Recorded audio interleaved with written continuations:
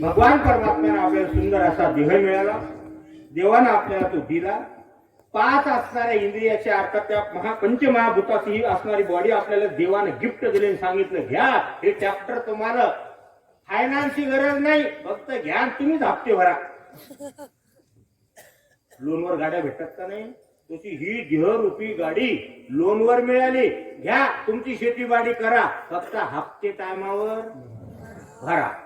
देहरूपी गाडी ईश्वर रूपी बँकेमधून संतांनी सांगितलं माणूस आपला आहे साहेब, पैसे काय तुमच्याकडे कमी आहेत का देवाकडे? काय नाही पैसे घेऊन टाका, ट्रॅक्टर चालत त्याची लेकर बाळ उपाशी मरायले. अहो तो काही लेकरायला देईल, उरलं सुरलं पशु पक्षी खातील, बाकीचे देव धर्म पंक्ती होतील, खातील सगळे. ज्या ट्रॅक्टर देव मला घेऊन जा. मग या जीवाला हे देहरूपी ट्रॅक्टर मिळालं, कर काम. याने ट्रॅक्टरात काय भरला? गांजा. ट्रॅक्टर कशासाठी दिलं त्याला? अहो हे ट्रॅक्टर मंजूर कशासाठी झालं? बिड्या फुकायसाठी? मग आमचा आगाऊ कार्यक्रम सुरू झाला. मग नाथ महाराजांनी जेव्हा या दुनियेकडे पाहिलं, तेव्हा संतांनी बाबा बाबा बाबा बाबा वराय गेलो, गणपती झाला मारुती, आणि यायला जाग करा म्हणत. मग जाग करायसाठी जायचं तर देवच झोपेल ना, देवच झोपेल. आता किती भानगड झाली झोप. अहो पोलीस स्टेशनात गेल्यावर पोलीस स्टेशन तरी जागा पाहिजेत का नाही? पोलीस झोपी गेले. मग साधू संतांनी काकड्याची सुरुवात केली. आता तुम्ही सांगा, काकड्यात सगळ्यात अगोदर देवाला उठवतात, संतायला उठवतात, लोकायला उठवतात का स्वतःच उठतात? मिळत नाही काकड्याचं. काकड्यात सगळ्यात अगोदर कुणाला उठवण्याची संकल्पना मांडल्या गेली संतांनी? कुणाला उठवलं काकड्यात अगोदर? उठा उठा. साधू संत झोपी गेले ना, ज्यानं समाजाचा उद्धार करायचा, त्यानं हातात या ठिकाणी काय केलं? ते गेले ध्यानात, आणि देव गेले देवशैनी एकादशीला झोपी. 4 महिने देव झोपी गेले आषाढी एकादशी पासून. म्हणजे मग तोपर्यंत इकडं या राक्षसांनी, कोणता राक्षस? अहो अंतःकरणातलं मन हे राक्षसापेक्षा कमी नाही. चलो हम कबीर महाराज से बात करते हैं. कबीर जी महाराज अब बताओ ये मन के बारे में आपके क्या ख्याल है? कबीर महाराज कहते हैं मेरे प्यारे बंदो सुन लो मेरी बात. अरे मन गया तो जाने दे, मन गया तो जाने दे, मत जाने दे शरीर, ना खींचेगा कमान तो कहां लगेगा तीर. कबीरांनी सांगितलंय, मन एखाद्या चुकीच्या मार्गाने गेलं, नियमांचे जाऊच नाही, पण दुर्दैवानं गेलो, पण शरीराला मात्र जाऊ द्यायचं नाही. म्हणून जास्ती पाप आपण करतो का आपलं मन करते? आपलं मन. आणि यमाच्या घरी पाहून तर खाल कोण जाते? मग ज्ञानेश्वर महाराजांच्या हरिपाठात सांगत का नाही, कोणाच्या घरचा पाहुणा कोण होय? यमाचा पाहू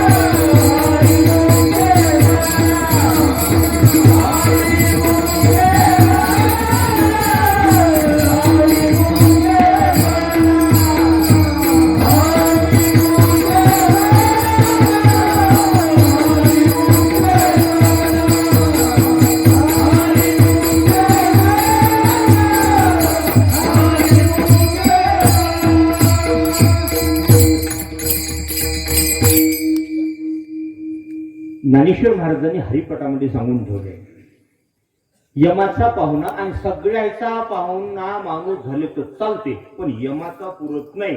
त्याच्या पाहुणचाराचं वर्णन सांगून तुम्हाला वेळ घेत नाही, पण संतांनी लिहून ठेवले, मारीची, झोडीची, तोडीची, निष्ठुर. काय काय शब्द वापरले? मारीची, झणकून मारतात, झोडीची आणि तोडीची सुद्धा. कोण? यासाठी ऍड्रेस देतो तुम्हाला. आता शिकले नवीन मल्टीमीडियाचे युग लागलो, पुन्हा जा गुगल प्ले स्टोअरवर. ज्याच्याकडे ग्रंथ नाहीत घरी त्यांनी आता ऑनलाईन ग्रंथ वापरा. श्रीमद भागवत कथा नावाचं ऍप आहे धनंजय महाराजाचं. त्या भागवत कथाचं डाउनलोड केली की तुमच्या पुढे मेनू स्क्रीन येईल. त्याचा 5व्या स्कंदावर क्लिक करा. 5व्या स्कंदावर क्लिक केली की त्याच्यात 19 अध्याय दिसतील तुम्हाला. 26 अध्याय. त्याच्यावर शेवटच्या अध्यायावर क्लिक करा, 26व्या अध्यायावर. त्या 26व्या अध्यायामध्ये राजाने विचारलं परीक्षितीने भगवान शुकदेवाला, गुरुदेव आप बताइए की कोणत्या कर्मानं माणूस नरकात जातो सांगा. नीच आणि उच्च असे 2 दर्जाचे कर्म आहेत. त्यावेळी सांगितलं, बाबा नीच कर्म ज्यांनी केले ते लोक नरकात जातात. त्या नरकाचे 28 प्रकारचे नावं सांगितले. कुठं? भागवताच्या 5व्या स्कंदाच्या 26व्या अध्यायात. ऍड्रेस दिला तुम्हाला, तिथं पाहून घे डिटेलमध्ये. महाभारतामध्ये नरकाचे 78 प्रकार सांगितले. निर्णय सिंधू नावाच्या ग्रंथात 72 प्रकार सांगितले. शिवपुराणामध्ये 150 नरकाचे प्रकार सांगितले. माणसं ज्या ज्या पापात जातात त्या पापातून बाहेर येण्यासाठी म्हणून आपल्या नाथ महाराजांनी सगळ्यात अगोदर समजावलं असेल तर मनाला, कारण शरीर स्वतः कर्म करू शकत नाही. म्हणून तो मेलेल्या माणसाच्या पुढं 55 इंचाची जरी टीव्ही मांडली तरी ते पाहते का डोळे उघडून? मग पाहण्याचा कार्यक्रम कोणाचा? पुन्हा ऐका, मेलेल्या माणसाच्या पुढे टीव्ही मांडली चालू केली, त्याची आवडती मालिका, तर ते पाहते का? बरं, मेलेल्या माणसाला डोळे असतात का नसतात? डोळे त्याला जाळून टाकायच्या अगोदर, त्याच्या अंत्यविधीच्या पूर्ण क्रिया करायच्या अगोदर त्याला डोळे म्हणजे बुबळे असतात का नसतात? असतात. मग त्याला दिसते का नाही? मेलेल्या माणसाला नाही. बरोबर आहे, मेलेल्या माणसाला दिसत नाही. मग आता हे सांगा, पाहतो कोण? मग आला का नाही गोंधळ? आता 72 कीर्तन आठवण तुम्ही, 8 नाम 72. अजून मेळ लागे ना आपल्याला? आपल्याला मेळ लागलाच नाही. 150 वर्षे इंग्रजाने खेटर आणले, लागला का? त्याचं पाहून डच आले, पोर्तुगीज आले, ज्यू आले, यहुदी आले, पारशी आले, 5000 पठाण खैबर खंडीतून दिन दिन दिन करत आले. याने खेटरांना झोललं, लागला का मेळ आपल्याला? कसे बसे थोडाफार याच्यात काही कमी जास्त झालं, थोड्या भाकरी भेटू लागल्या, युद्ध तलवारी कमी झाल्या, वतनदाऱ्या जहागीरदाऱ्या मांग पडल्या आणि मग लोक नेमकं सुखाने जगायला लागले. तर पुन्हा थम्सअप आलो, कोकोकीला आला, माझा आला, तुझा आला, मिरिंडा आला, तंबाखू, गांजा, वरून आता पावडर आलं. त्याच्यानंतर नाना प्रकारचे ऑडिओ व्हिडिओ मल्टीमीडिया आले आणि सगळे लोक या पुरात वाहून चालले. म्हणून तर आपल्याला अजून मेळ लागे ना. कार्तिक गीतेत श्लोक किती आहेत बाबा? भगवद्गीतेत नाही. त्याच्या शेजारचा तू सांग, भगवद्गीतेत अध्याय किती? तू सांग. हरिपाठाचे अभंग किती? तुकाराम महाराजाचे अभंग ज्याच्यात असतात, तू सांग रे. पिवळे शर्ट त्याला काय म्हणतात? गीता, वेद, पुराण, गाथा, ज्ञानेश्वरी, हरिपाठ. तुकाराम महाराजांचे अभंग ज्याच्यात आहेत त्याला काय म्हणतात? जाऊ दे, कॉपी केली ना. जमानाच तसा आला ना. जमाना सगळा कॉपीवर. त्या पुराला कॉप्या, पहिल्याला आम्हाला कॉप्या कशाच्या? आम्हाला घरी आले की बाप महाराजांनी शाळेत गेले की मास्तर आमच्या काळात. आता उलट झालं. आता पोराचा बाप कॉपीसाठी बिल्डिंग लावते, त्याचे मित्र तयार, वरून शाळेवाले वाटे आपली शाळा बंद पडेल, मग पोराला कामापुरता सांगा ऑब्जेक्टिव्ह म्हणून या अर्ध सांगतात. असं करू पोरं पास व्हायला लागले. MBBS झालेल्या डॉक्टरनं अपेंडिक्सच्या ऐवजी त्याचं लिव्हरच काढलं. मिळत लागे ना. पाठ करतो ओरिजिनल डॉक्टर दवाखाने बंद पडायले. कशामुळं? मिळत नाही ना. कशात त्याला आर्थिक फीस कळेच ना त्याला. हा घोळ झाला. म्हणून सत्याची कधी माणसं सांगतात त्या मार्गावर चाललं पाहिजे. इथं मनाचा विषय चालला बघा. आपण मनाच्या भोवती फिरू लागलो. मन महत्वाचं आहे. या मनासाठी त्या द्रौपदीने जांभळं खाल्ली का कधी? जांभळं, हा, त्या जांभळानं 2 निकून येते. नियम असा आहे की देठ एकीकडूनच असतो, जिकून तुटलं तिकूनच देठाचे निशाण असतं. पण जांभूळ असं एकच फळ अख्ख्या फळांच्या सृष्टीमध्ये की त्याला दोन्ही कोण देते. काऊन? द्रौपदीचे पती असूनही दुसऱ्यावर तिचं मन गेलं, त्याच्या भानगडीत बळी गेलं हे जांभूळ. मोठी कथा आहे. आता इथं महाभारत नाही सांगायचं तुम्हाला, सगळं मनाचं एवढं खराब काम आहे. म्हणून तर आपल्या इकडं 3 पाप सांगितले, कायिक, वाचिक आणि मानसिक. मनान केलेल्या पापाचे फळ भोगावे लागतात, शरीरानं केलेल्या पापाचे फळ भोगावेच लागतात. आणि तिसरं इंद्रिय मानलं गेलं वाणी. म्हणून चुकीचं काही बोलायचं नाही आणि आम्हाला चांगलं काही येत नाही. बाबा तू सांग रे, जेवताना जो श्लोक म्हणतात तो कोणता आहे? पाप्या सांगू नका. जेवताना श्लोक म्हणतात तो कोणता आहे? त्याच्या पाठीमाग तू जाऊ रे. सैराट मधल्या परिषदेची सोबतीन कोण रे?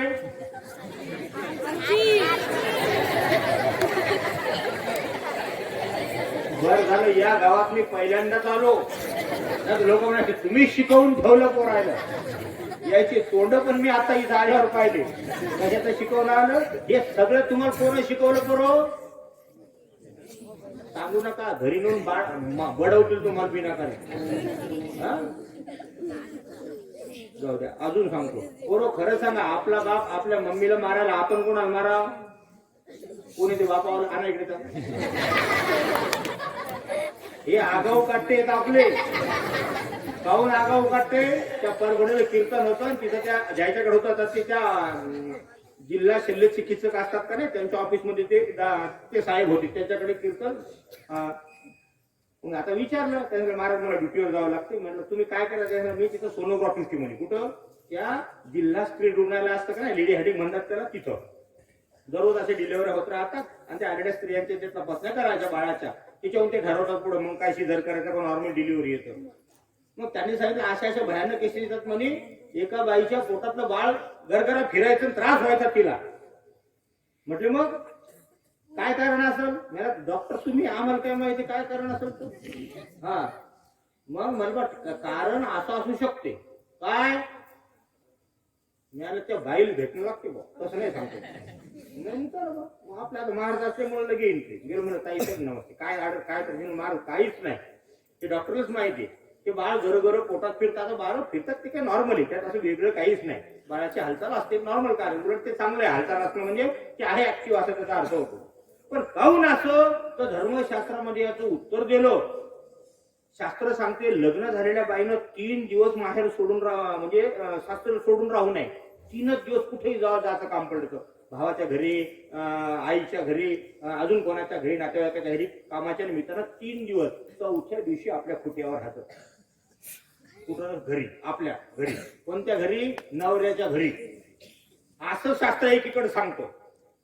आणि दुसरीकडे शास्त्र असं सांगतो जिला बाळ होणार आहे त्या बाईला नवऱ्याजवळ राहू द्यायचं नाही.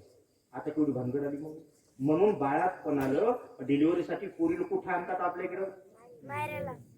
काऊन हे आता उलट पाहून एकीकडे सांगितलं नवऱ्याचं घर सोडायचं नाही, आणि दुसरीकडे सांगतात त्याला भेटू द्यायचं नाही. आता हे ओळख पाहून धर्मशास्त्रानं सांगितलं येणार जे बाळ आहे त्या दोघांची प्रॉपर्टी नाही. नीट ऐका, गमत आता सिरियस देऊन ऐका, महत्वाचा विषय. त्याला असं भंगार विचारणं पाहू नका, वेगळ्या अँगल नका याच्याकडे. शास्त्र सांगतं येणारं बाळ हे पहिलं बाळ हे धर्माचं आहे. कोण असे? म्हणून लग्न लावून आणलेल्या बाईला कोणती बायको म्हणतात? पूजेला बसण्याचा अधिकार कोणाचा? कोणाचाही नाही. जत्रा भेटलेली तर थोडा येते अधिकार, अजिबात नाही. धर्मपत्नी तीच पूजेला बसता येते. एखाद्या महात्म्याचं जोडीनं दर्शन घ्यायचं, कोण सोबत? तीर्थयात्रेला तीच लागते. पितृकर्माचे जेवढे कार्य आहेत पितरांचे, त्यासाठी धर्मपत्नी सोबत लागते. शास्त्र सांगतो. मग तीर्थयात्रेला जाताना बायका सोबत नेत जा. अजून बोलला महाराज आपल्या आमचा बुवा एकटाच नेमकी बोंगाळीची निघला. धर्मशास्त्र सांगते की काय काय गोष्टी धर्मकृत्य गृहस्थी व्यक्तीने सपत्नीक केले पाहिजे. कशी केली पाहिजे? सपत्नीक. पण येणारं बाळ मात्र धर्माचं मानलं गेलं. म्हणून बाळ झाल्याबरोबर तुम्हाला गंमत वाटत 16 संस्कार तर सगळेच सांगतात आहेत ते प्रमुख. पण धर्मशास्त्राचं सखोल अध्ययन केलं तर 48 संस्काराची यादी मिळाली मला. किती? याच्यावर तर 60 संस्कार मेल्यावर होता. तो माणसावर मेल्यावर, माणूस मेल्यावर तिथून पुढे किती संस्कार होतात त्याच्यावर? 7 संस्कार. जोपर्यंत देवाच्या जवळ जात नाही तोपर्यंत संस्कार जीवावर करावेच लागतात, मुक्त होत नाही तोपर्यंत. म्हणून अशा या मनाच्या वेगवेगळ्या बाजू आपण पाहिल्या. या मनाला तुम्ही जे जे खाद्य देसाल, बर मन या मनाला यक्त नाही. मन नाथमाता विचारू, मनाची पाटील दिहगावचा विश्वास धरू नका, त्याचा घात करील नेमाचा. माणिक महाराज बरोबर, घात करील नेमाचा घात करील. मग आता आमचा नियमच नाही. आता सांगा जायची नियम आहेत. आता तुम्ही सांगा, नात्यानं आई जवळची का बायको? नाही, आपला नियम पाहायचा. आता नियम नात्यानं आपली पत्नी जवळची का आई? मला ऐकू येत नाही पोरं, जोरात सांगा. नात्यानं जवळचं कोण? पुन्हा एकदा, नात्यानं जवळचं कोण? किती बरं वाटलं आयाला. बरोबर हे ऐकलं. पण याच पोरानं, बाबा ए पिंटू उभा रे, उभा रे, नुसतं उभा राहा, रिकामा उभा राहा. कोणी उभा राहा, कोणी उभा राहा. तर बक्षीस आहे ना, तर बक्षीस आहे ना. बाबा उभा राहा, तू उभा राहा, शाबास राहू का काही सांगा. हा, नात्यानं जवळचं कोण? बरोबर आहे. काय वाजव त्याच्यासाठी? या बसलेल्या सगळ्या काट्याचा लीडर आहे. बरोबर आहे. लीडर काय अशी पुढं व्हायचं होऊन जाते मला लीडर झाला. बरोबर आहे. उभा रे 1 मिनिटासाठी. नात्यानं जवळचं आई. आणि आवडते कोण?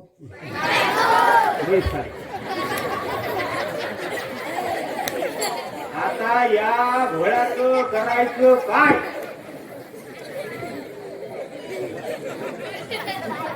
नक्की घ्या कशी हसलीवरती ज्याने यंदाच मायलं बाजूला काढलं रे. काही तोंड पहा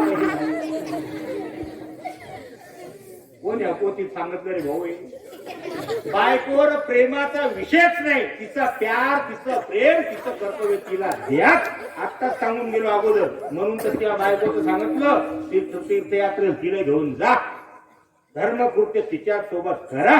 हे मी नाही सांगायला लागलो, अगोदर धर्मानं सांगून ठेवलंय. पण आई बापाला सोडून घराच्या बाहेर यायला काढून द्या, हे कोण सांगितलं? बायको. कीर्तन हसायचं नाही, पण तुम्ही हसा लागले. आणि या हसण्यात म्हातारे बिगर भाकरीचे मरा लागले. काय पाप केलं त्या मायला विचार. आईला विचार. आई आई आई आई आई म्हणणार बाळ तेव्हा वयात येते. त्या दिवशी ज्याला आईची आठवण येत नाही त्या बाळाला आईची आठवण येत. आई तरच त्या पोराचं तोंड पाहण्यासाठी. आणि पोरग सांगते, आई नो टाइम टाइम मनी. आणि त्याची मनी टिकून म्याव. एवढा घोळ आहे घोळ. माय बापू या पोराने सांगितलं, महाराज आईच आवडते, आईच आवडते, आईच आवडते. 1000 लोक सांगितलं.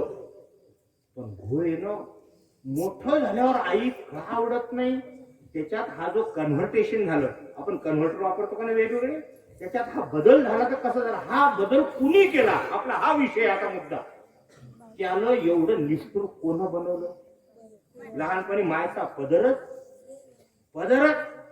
म्हणून तर शाळेत आलेल्या 4थ्या वर्गातल्या पोराला विचारा, धडधड पळत येते ते. आणि घरी आल्या बरोबर 4थ्या वर्गातलं लेकरू काय विचारते आजीला?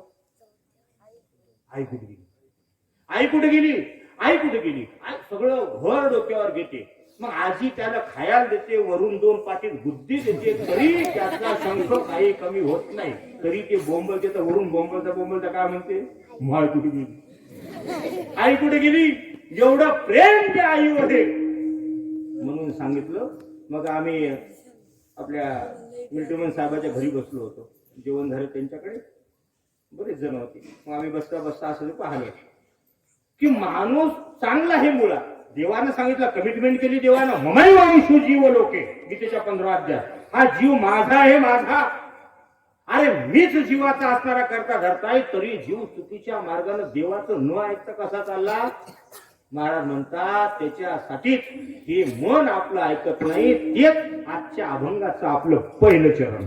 देवा माझे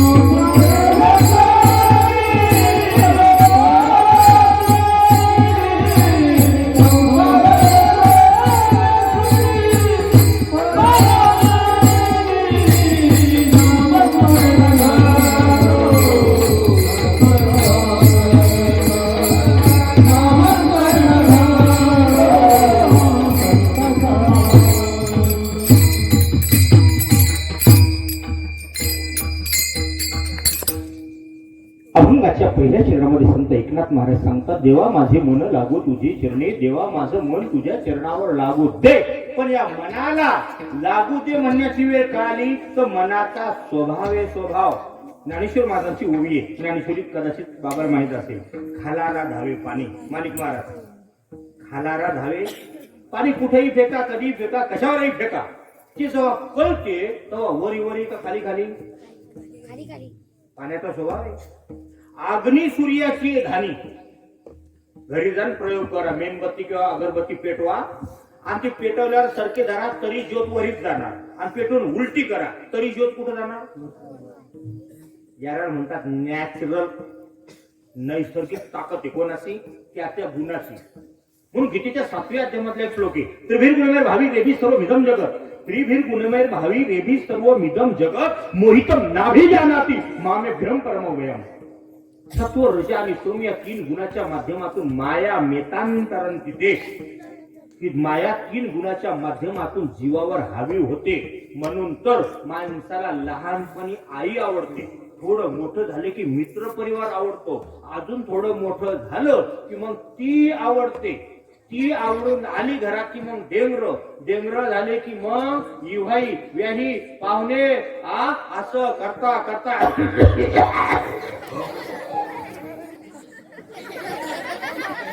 मला काहीच नाही झालं असा खोकला येते मग थरपणे. कसा मरण आहे, खोकला आला, खोकलून दाखवलं नजलं कोसर मार खोकला आलता का, असा खोकला येऊन येऊन उघडीतच मेले काही लोक. गोष्ट खरी का खोटी? म्हणून तर मेरणाराला मेळ नाही लागला, मी मेलो कशासाठी. अरे मरा, तिथं जगायला कोण आलं माहित नाही. धनंजय महाराज घरी जातील का नाही, तर कीर्तनाच्या घाटीवरच आपल्या औरंगाबादचे महाराज गेले. गोष्ट खरी का खोटी? ताजुद्दीन महाराज. काय भरोसा आहे माणसाचा? अजिबात नाही.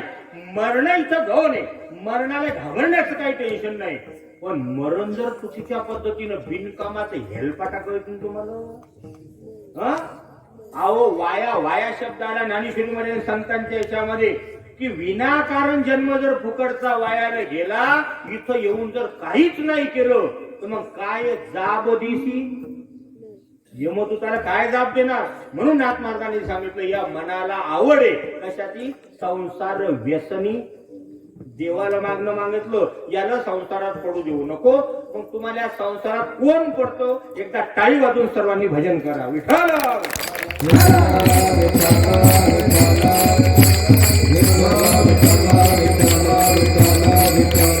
नाथ महाराजांनी सांगितलं एका ठोक्यात बाबा देवा एक काम कर, या मनाला तू आवर बरो, संसार व्यसनी याला पडू देऊ नको. सोपं करून सांगतो. तुम्ही कधी पंक्तीत जेवायला गेले का? पंगत करते पंगत. आज आपल्या गावात जी पंगत झाली किती गहू लागले त्याच्यावर मी लोक सांगतो किती जेवले. अंदाज मग मला सांगितला 4.5 क्विंटलच्या आसपास नुसतं पीठ लागलं. म्हणजे साधारण 3000 लोकांच्या आसपास लोक जेवले एवढ्या पीठात. असं जनरली गणित. 3000 लोकांना जेव्हा पंक्तीत जेवायला बसले तर खरं सांगा जेवाय बसलेल्या माणसानं आपल्या ताटाकडे पहा, वाहणारातल्या भांड्यातल्या पदार्थाकडे पहा. शाबास.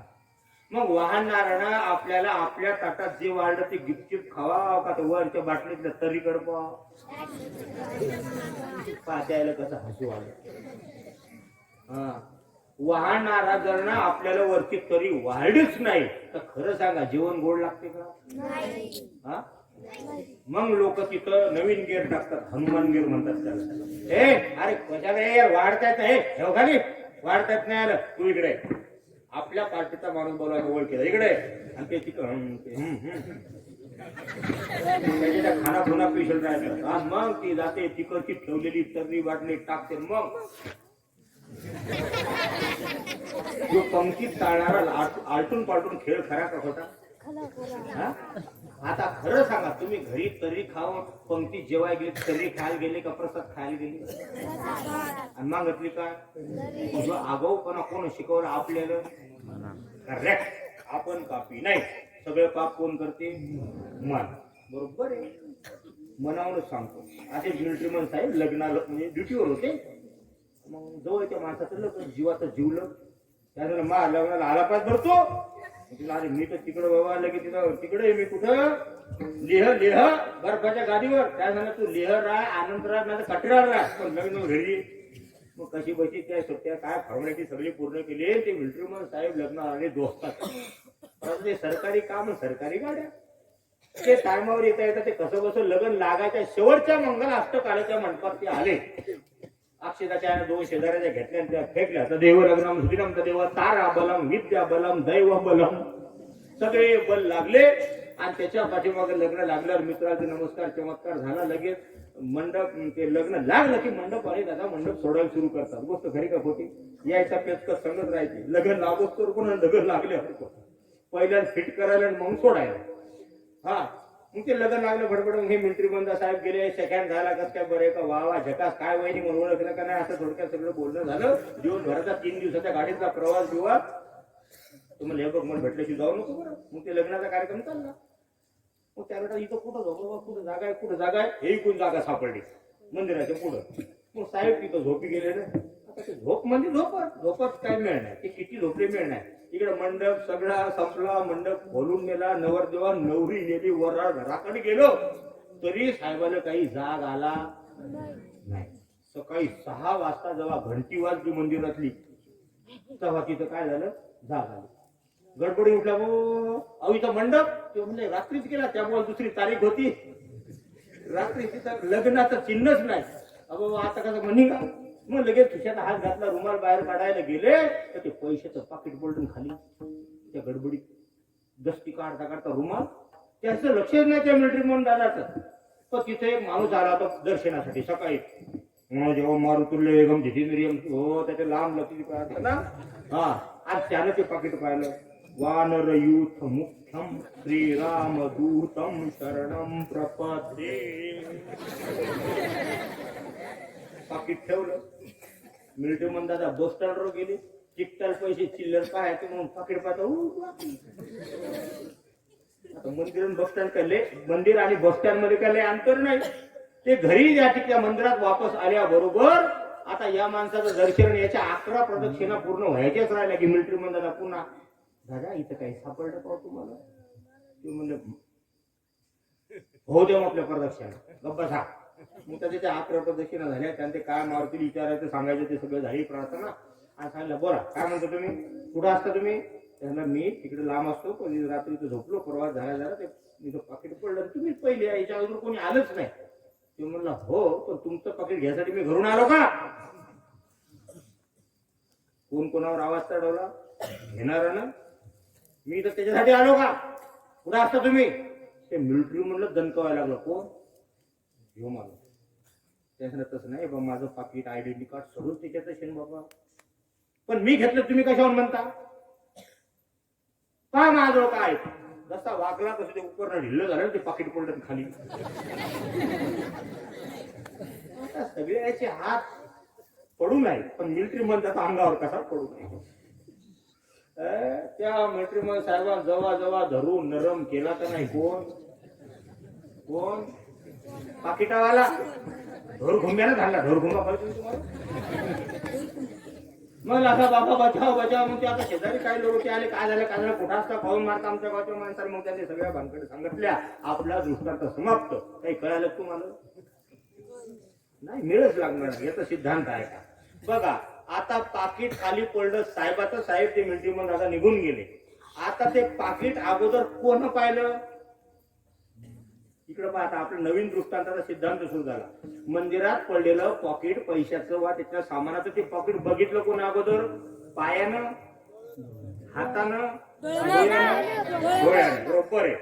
पाहिलं डोळ्यानं, दिसलं कोण आलं. पुन्हा आहे का. पाहिलं डोळ्यानं, दिसलं कोण आलं. चूक. म्हणून तर मग आता प्रश्न कसा सोडला आपण. मेलेल्या माणसाला डोळे असतात, दिसत नाही. काऊन. नजर घरी ना. दृष्टी दृष्टी काय घरी नाही. अहो गाडीचे हेडलाईट आहेत. हेडलाईट कळतं का तुम्हाला. गाडीला मोटरसायकल हेडलाईट, 2 हेडलाईट आहेत बरोबर आहे. पण आतला तार तोडला तर दिसते का. दृष्टी म्हणतात त्याला. म्हणून तर मेलेल्या माणसाची दृष्टी कधी कधी जिवंतपणी दृष्टी कमी झाली की जास्त माहिती का नाही. दृष्टी. आता या दाखवणारे डोळे, आतल्या माणसाला जे जे काय आहे समजून देणारी दृष्टी, आणि पाहणारा जीव आहे. कोण आहे. जीव. मग तसं या माणसाच्या डोळ्यानं पाहिलं. आता पाहिल्यावर लगेच आत निरोप गेला कोणाकड. आपल्या घरी कारभारी कोण. मन. निरोप द्यायचा होता जीवाला. ओ जीवदादा जीवदादा ते पाकिट काय करायचं, असा निरोप जीवाला नेऊन द्यायचा. तर मनच होतं कारभारी. नकटा कारभारी. नकटा कारभारी म्हणतात त्याला. नाही थांब थांब थांब इकडे काय काय म्हणजे ती दृष्टी चालली होती आज सांगायला की तिथं पाकिट पडलं. डोळ्यात घेतलं दाखवलं का नाही. बाप्पा पाकिट. लगेच दृष्टी पळाली कुठं. जीवाकड. जीवदादा जीवदादा ते पाकिट असं सांगायचं की मना झालं. थांब येतो तू काय काय भानगड काय. ते सांगलं की तिथं पाकिट पडलं. पॉकेट. तुम्हाला पॉकेट उचल. ते सांगा आता काय तुम्हाला पिसं लागलं मन दादा. अहो महा काम आहे उचलायचं. ते हाताचं काम आहे ना. जाय तू काम करायचा. बळ भाग जिल्ह्याला काढून कोणाला नजरेलं. दृष्टीचा भाग मनानं. अजून जीवाला माहितच नाही आपल्या माघारी एवढं घरात आग लागली म्हणून. मनाचं सांगून पुढची दृष्टी पळून गेली. आणि मग मनानं सांगितलं कोणाला. हातानं पाकिट उचल. त्याचं का पिसं लागलं तुम्हाला साहेब. अहो मी तिथं पुरतो का. पायाला सांगा ना. मग मनानं लगेच यायचं होय रे पुढं. पाय गेले पाकिटाच्या जवळ. मग या एलगोल सांगितलं. सगळे इंद्रिय कामाला लागले आणि पाकिट उचललं. पाकिट पाकिट गुळाचा घडा येऊ. पाकिट उचललं कोण. आता पाकिट उचललं कोण. कोण हातानं. पाहिलं कोण. डोळ्यानं. दिसलं कोण आलं. नजरलं. नजर गेली मनाकडे. तिला सांगायचं होतं जीवाला की दादा तिथं तुमच्या अंगणात पाकिट पडलं. पण जीवाकडे मालकाकडे खबर गेलीच नाही. मालकाचा नकटा कारभारी होतो मन. त्या मनाने सांगितलं थांब. मनानं पाठवलं हातानं. पण हातानं पाकिट उचललं ठेवलं खिशात. कुठं ठेवलं. इथपर्यंत गोष्ट बरोबर झाली. आता पुढं पहा. पैशाचं पाकिट खिशात ठेवलं. इथं ठेवलं. आणि जेव्हा मिलिटरीमन दादानं हे पाहिलं तेव्हा त्यानं रट्टे मारले. कोण आलं. तुमच्या फलट लक्षात नाही का अजून पण. हे बघा पाकिट दिसलं डोळे आलं. नजरेनं आत जाऊन सांगितलं पाय पुढे गेले, हातानं उचललं ठेवलं खिशात, इथपर्यंत आपण आलो. आता पुढचा सेकंड टप्पा या दृष्टांताचा. आता ते पाकिट जेव्हा मिलिटरीमन दादानं पाहिलं की यानंच चोरला, हा चोरटा आहे, तेव्हा त्यानं जे मारायला सुरुवात केली तर मिलिटरीमन दादानं मनाला मारलं का डोळ्याला? शाबास. त्या पाठीचा आणि पाकिटाचा काही संबंध होता का? हा, मग काऊन घोळ झाला असा? हा, आपल्याकडे असं ते. म्हणून तर धर्मशास्त्रात सांगितलं, पाप करते मन आणि बंबुरी कोण खाते? नेहमी फळ कोण बघते? म्हणून तर चोर निसटून जातात आणि शाहू सपाट्या. कबीर महाराज सांगतात, अरे कलयुग में तो ऐसा आया, कलयुग में तो ऐसा आया, छिनाल खाए पेडे और पतिव्रता मर रही भुके. कलियुगात सगळा घोळ झाला, घोळ. आणि आमच्या घरात आता मालिकेच्या रूपानं ते चालत. म्हणून या मनाला संसाराची आवडी, जसं मन आगाऊ काम करते आणि दुःख जीवाला भोगावं लागते, म्हणून एकच उपाय सांगितलाय मनाला बाहेर निघण्यासाठी, अभंगाचं दुसरं नामस्मरण गाडो संत समागम, नामस्मरण गाडो संत समागम, नामस्मरण गाडो संत समागम, नामस्मरण गाडो संत समागम,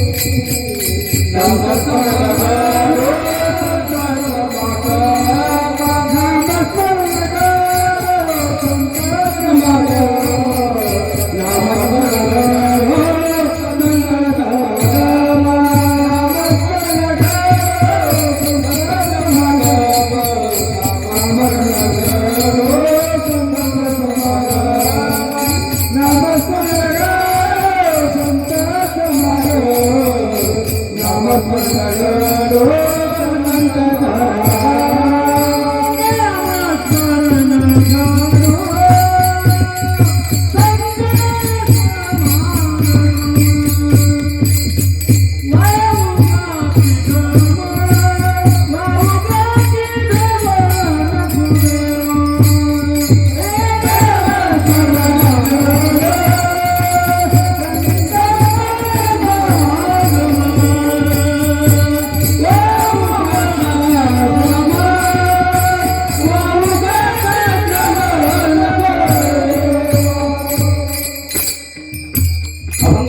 दुसऱ्या चरणामध्ये एकनाथ महाराजांनी साधा आणि सरळ सांगितलं, बाबांनो, देवा या मनासाठी एक काम कर, या मनाला नामस्मरण घडू दे. आणि सध्या सगळ्यात जास्ती लोकांना कटाळा कशाचा?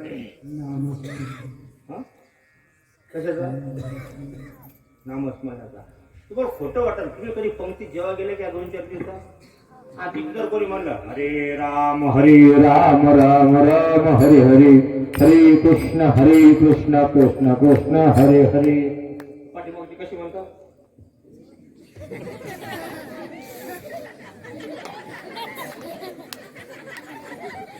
हा मेळच नाही म्हणायचा, गोष्ट घडी का खोटी, त्याचा एकच मेळ खाली असा मेळे. नामस्मरण घडो. आता नामस्मरण देहाला घडो का मनाला? परमार्थ अंतःकरणाचा विषय. अंतःकरण नावाच्या डबीत 4 पदार्थ आहेत. किती? 4. मन, बुद्धी, चित्त आणि अहंकार. हे 4 पदार्थ अंतःकरणात आहेत. आणि हे अंतःकरण देवाला दिलं की परमार्थ सुरुवात तिथं होतो. नाहीतर मग संतांनी लिहून ठेवले, सगळ्या संतांनी, काय की नुसत्या शरीराच्या कर्मानं परमार्थ होत नाही. त्यासाठी काय लागते? अंतःकरण. लांब नाही, रामायणाचं उदाहरण सांगतो. 6 महिने सीता रावणानं जबरदस्तीने आपल्या अशोक वनात ठेवली. गोष्ट खरी का खोटी? रामायणात स्पष्ट उल्लेख आहे. 6 महिन्याचा हा कालावधी साधारण. मग या 6 महिन्यामध्ये सीतेनं अखंड ध्यास कुणाचा केला? हा? म्हणून पतिव्रतेच्या लिस्ट मध्ये कोणाचं नाव आहे? हे किती गंमत आहे. 6 महिने परपुरुषाच्या घरामध्ये वास्तव्य करायला लागलेल्या स्त्रीला पतिव्रतेच्या लिस्ट मध्ये जागा दिली गेली. हे धाडस शास्त्रानं काय केलं असेल?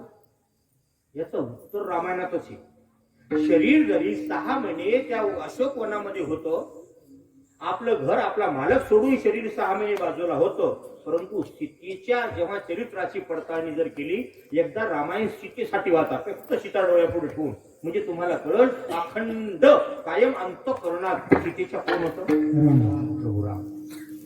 परमार्थ मनाचा आहे. म्हणून सांगितलं देवा नामस्मरण घडो आणि सत्पुरुषाची संगती संत समागम. पण आता संतांची मात्र 3 सजावत देश को सती संत और शूर. नीट आहे का? 3 सजावत देश को.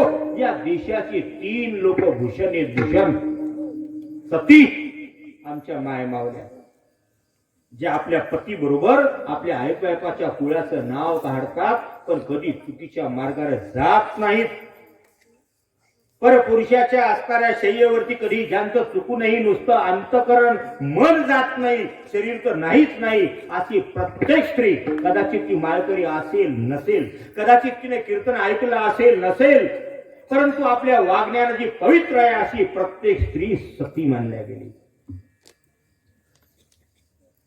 दुसरे हे संत, जे समाजासाठी आपला दिहा अर्पण करतात, आखं जीवन समाजासाठी अर्पण करतात. नवे नवे वेळोवेळी समाजानं दिलेले दोष आणि समाजानं केलेला सत्कार दोन्ही तेवढ्याच निर्मळ अंतःकरणानं स्वीकार करतात. सती संत. आणि तिसरे आहेत शूर. मिलिटरीत पोलिसात जाणाऱ्या माणसाला माहिती आहे, मी कधी मरेन, घराकडे परत येईन का नाही याची गॅरंटी नाही. पुलवामाचा हल्ला झाला तर किती जवान शहीद झाले. जम्मू काश्मीरला तर अधूनमधून नेहमी बातम्या येतात. म्हणून संतांना दखल घ्यावं लागली.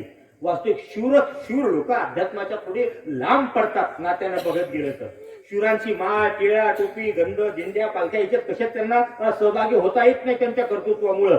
तरीही पण या यादीमध्ये त्यांचं नाव अग्रेसर मानलं गेलं का? का मानलं गेलं असं?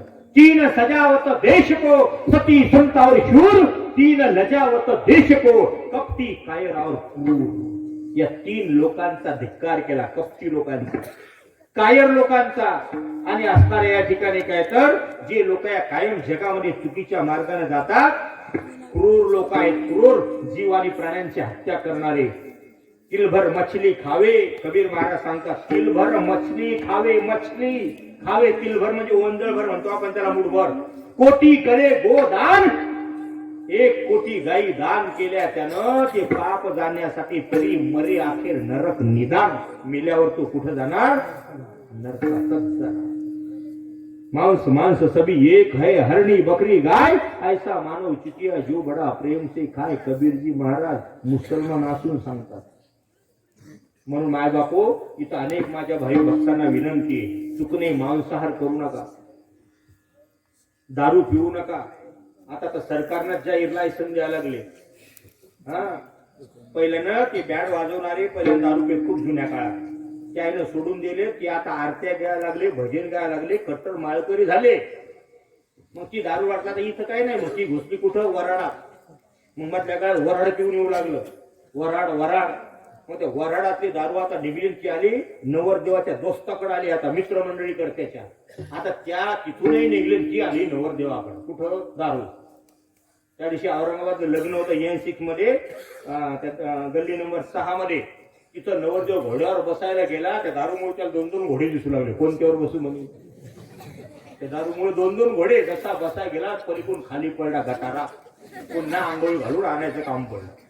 तो पोरीने सांगितलं, माझी इच्छाच नाही. लोक म्हणजे इच्छा नाही म्हणजे ते झालं, अशा दारुड्या बरोबर लग्न करायची माझी अजिबात इच्छा. आता वेळेवर काय करणार? तिने सांगितलं हळद झोपली तरी चालत, पण कुकाची माती होऊ द्यायची नाही. अशा फुटक्या माणसाचं कुकुमा कपड्याला लावायचंच नाही. मला ज्याला एवढी अक्कल नाही की लग्न हे दैव कार्य आहे. पोरगी वारकऱ्याच्या घराण्यातली होती, धार्मिक घराण्यातली.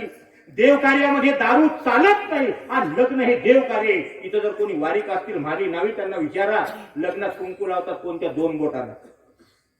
हे 5 बोटे आहेत. अंगठा अधिष्ठाने, अंगठ्याच्या शेजारचं बोट याला तर्जनी म्हणतात. हे पित्राचं बोट आहे. मधलं उंच बोट हे माणसासाठी, जिवंत माणसाचे धर्मकृत्य या बोटावर. आणि त्याच्या शेजारचं जी करंगळीच्या शेजारचं अनामिका म्हणतो आपण त्याला, हे बोट दैवासाठी वापरतात. पण देव स्वतः काही करत नाही, मेलेले माणसे करत नाहीत, पण दोघाचा प्रतिनिधी म्हणून हा माणूस करतो. म्हणून लग्नात या 2 बोटाने गंध कुंकू लावतात. विचारा कुणाला पण, उभं कुंकू लग्नात पानवाट्यात लावतात का? नाही. आणि पित्र तेरवीचं जर जेवायला गेलं तर त्या दिवशी या 2 बोटांना गंध लावतात. का काही मिळ नाही? आपलं जेवण लक्ष्मी सांगणार खालीच वरी लाव, तुला कुठं गंध लावायचा तिथं, फक्त वाढ बाबा. ही भानगडी आमची, तुम्हाला मिळत नाही. मुख्य म्हणून या ठिकाणी काय तर अनेक या प्रश्नाची उत्तरासाठी www.warkariroजनिशी.com.in नावाची वेबसाईट आहे. युट्यूबला सुद्धा वारकरी रोजनिशी नावाचं आपलं चॅनल आहे. 1200च्या वर त्यावर व्हिडिओ ऑडिओ आहेत याच माहिती संदर्भातले. त्याला सबस्क्राईब करा आणि बाकीची माहिती तिथं पहा. मुख्य आपला विषय असा चालला की काहो महाराज नेमकं काय करायचं? म्हणजे काहीच नाही. या मनाला हे व्यसन लागला, मुक्त झाला पाहिजे. या मनाला बाहेर काढण्यासाठी एक काम करा. काय करा? याला घुमवायला न्या, याला पायावर तीर्थयात्रा करू द्या. अभंगाचं 30 पायी तीर्थया